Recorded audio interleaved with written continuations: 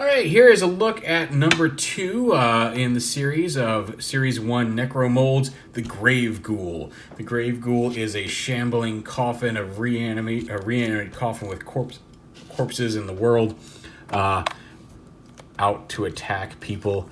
There's his mold, just to show you how the spellbook works. Again, these are 3D printed prototypes.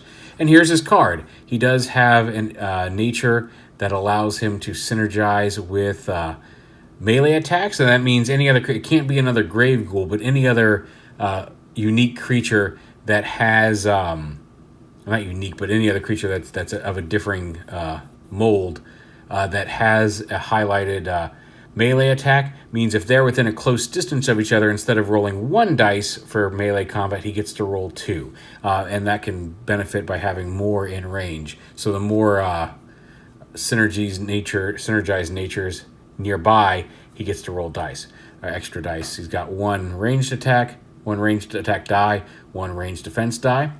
He's about his clay volume is 11, so he's one of the larger monsters. His spell command does give him an increased. You can see he gets to make a distance an attack at long range. So he can, or long distance. So he can, if you have a spell command, normally he's only shooting at a close distance, and here you can use a spell to increase that distance to a long distance, or he can move at a medium distance in the game.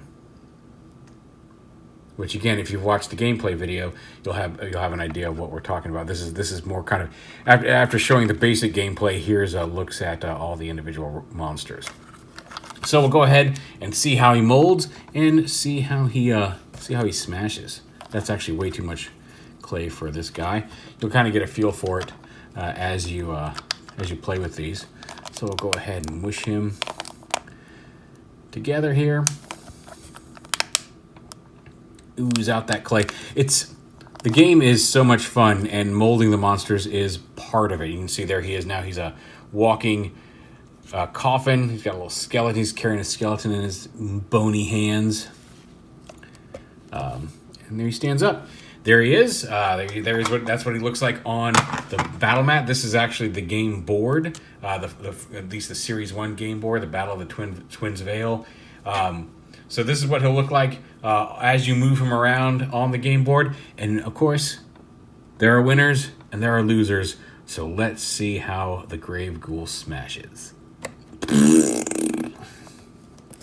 That is seriously, like, the game is designed to help, to introduce kids into miniature wargaming. You can even see something. There's a GRAVEGHOUL right there. It just got smushed right behind himself in the art. There's all kinds of cool little monsters from the game in the art on the board. This is not the full board. I'm just using it as a background. It actually folds out another extra panel and sits flat and not at an angle. But so yeah, teach kids how to play. But even as an adult collector, or adult gamer, there are various sets of rules. One for beginners, there's a standard rules, and then there's the advanced rules. The gameplay you've been seeing here on the channel is following the advanced rules because we're advanced players. I'm going to try to get some kids in to do some standard and basic gameplay rules as well.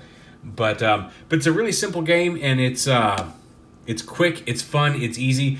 There is all sorts of opportunity to make your own house rules. I've already thought of a couple that I might do when I'm gaming with people if you want to make it a little bit more involved and complex. But it's quick, it's fun. The molding aspect of it is fun. The smashing aspect of it is fantastic, even for a 42-year-old like me. It's a lot of fun. The design aesthetic is very creepy crawlers and mad scientist lab. I was a little on the older side of creepy crawlers and mad scientist lab when I was a kid, but I had a younger brother, so we had some of them in the house. But you can see, like, it kind of screams mid-90s science monster lab design with the neon green and the colors and everything. But it's a lot of fun. That is the GRAVEGHOUL. Check out the Kickstarter. It's right there in the description. And back it. It's gonna be fun. I am doing these videos. I am helping promote it, not for any financial benefit or for any personal gain. I'm not involved with the company. It just looks fantastically fun. I'm happy to get to check it out. I cannot wait to get the full set production wise. to have a copy here at the house permanently. Like I said, this is a passion project for me, not a let's get the YouTube revenue or blow up my channel project for me. I really want this game to succeed because I'm a fan of it and it looks really cool. But there's Graveghoul, and we'll move on to Insectomite next.